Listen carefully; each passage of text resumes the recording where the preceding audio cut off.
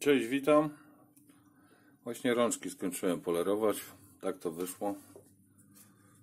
Według mnie efekt dobry. Być może można mocniej zrobić polerowanie, ale według mnie wystarczy.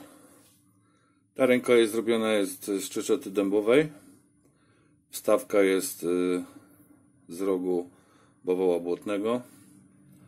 Przekładki G10 i mosiąc.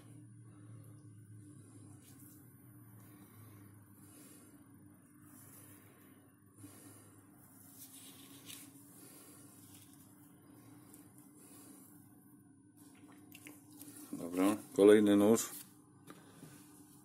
Ręka jest zrobiona z czeczoty klonu, stabilizowanej na brązowo.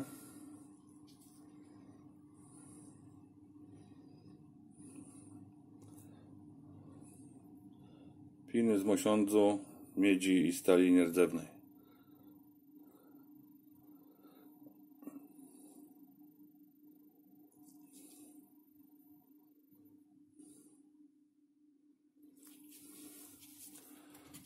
I ostatnia niebieska, stabilizowana brzoza karelska w kolorze niebieskim.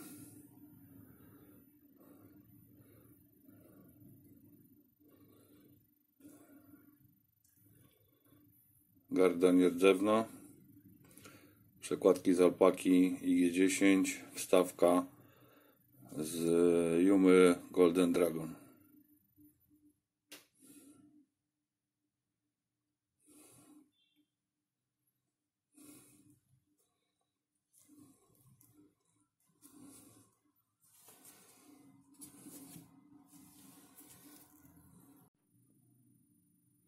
Kilka słów o sprzęcie może, jakie używam do polerowania rękojeści. Jak widzicie, szlifierka z słynnej firmy Parkside z niemieckiego marketu.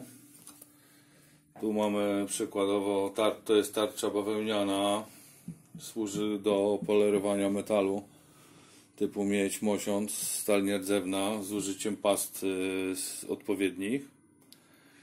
To jest tarcza, może tą pokażę najpierw. To jest tarcza flanelowa. Nie ma tu żadnej filozofii w tej tarczy, po prostu krążki flanelowe zeszyte ze sobą. Wstępna tarcza tak zwana.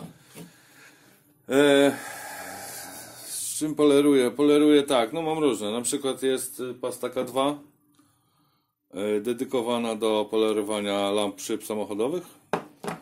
Jest pasta Tempo, lekkościerna, i to jest tak zwane wstępne polerowanie z użyciem tej tarczy, jak widzicie trochę bardziej zmordowana.